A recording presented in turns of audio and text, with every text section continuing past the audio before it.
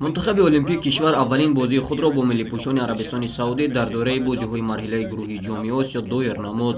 با خوری با غلبه بزرگ سعودی ها ختم شد. تیم المپیک عربستان سعودی یکی از مدعیان اساسی قهرمانی آسیا در سال جاری می باشد.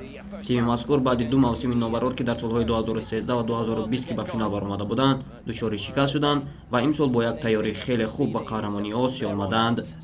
قسم اول بازی جوانان تاجیکستان کمی هم باشد در خط دفاع کارشان خوب بود ولی نتوانستند حداقل به تنفس با حساب مساوی برآیند. در دقیقه 42 محمد علی امی مؤلفی گل شد و سعودی ها به تنفس با برتری یک گل برآمدند. نیمه دوم بازی به کلی بر سود سعودی ها گشت و آنها توانستند در این نیمه 4 گل دیگر را به دروازه شاهرخ قرغیزبویف روان کنند.